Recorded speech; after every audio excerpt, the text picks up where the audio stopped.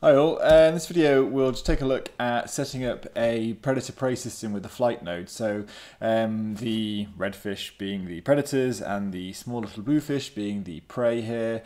And it requires a little bit of setup in the node editor, just dragging two connections, and then because the redfish are in one mesh network and then the bluefish are in a different mesh network, so you need to let them know about each other. And then once that's done, it's just a matter of watching it play back and playing with the settings until you get something that you're happy with. So yeah, without further ado, let's get going. So I'm gonna select our bluefish here and create a mesh network. I'm gonna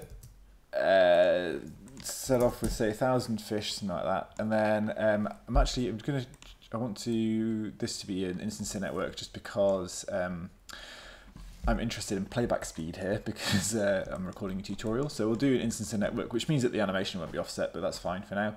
That done, I'm going to add a flight node, and then I will turn off the display, and I will then add an orient node. Change the orient mode to velocity, hit smooth rotations, and then that done, I'll back away, I will hit rewind and I'll hit play. So here are our fish, so they're doing their thing, and that's all well and good. Okay, so over in the mesh editor, I'm going to rename this mesh underscore prey like that. Okay, cool.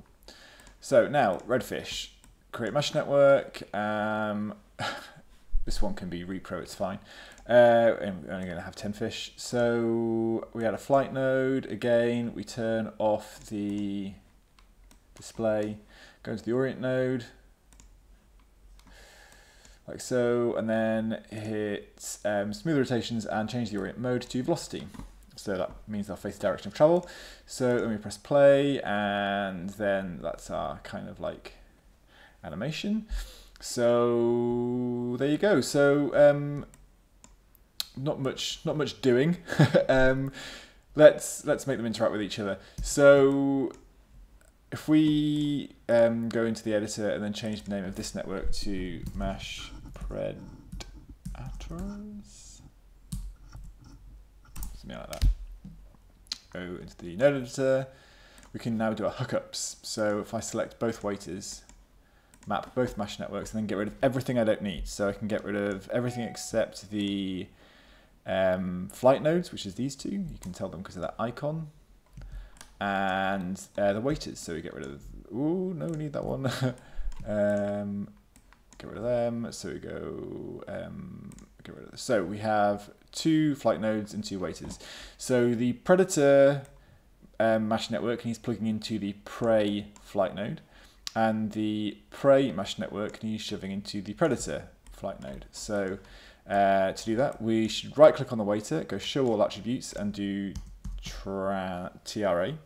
Same thing on the other one, so we go TRA. The reason is we're going to plug in some positions into the flight node. So same here, we just show all attributes on this, and then we'll type in PR. Predators, go into predator and predators, and then on this one we want to do prey. So the predators get plugged into the in predators on the prey shape, and the prey get plugged into the in prey on the predator shape. Everyone following me? So you do that, and then you do that. Okay, so predator to prey, prey to predator. So and this just tells them about each other, and then we can hit rewind, and then we can start playing with the settings really. So if we hit rewind and then hit play again,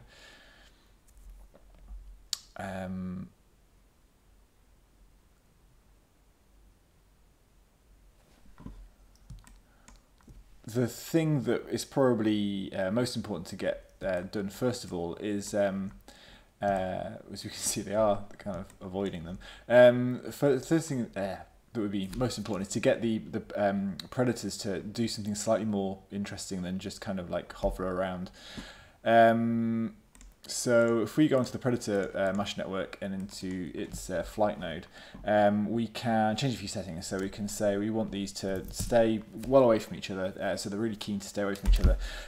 We also can say that we want them to search for prey that's, say, within 100 world units, and we can increase the strength to 2 on the prey strength, so they'll kind of go for them more enthusiastically. And in the speed and mass, we can set a minimum speed of, say, 0.5 and a maximum speed of, well, let's leave that at 5, maybe say 6 or something like that.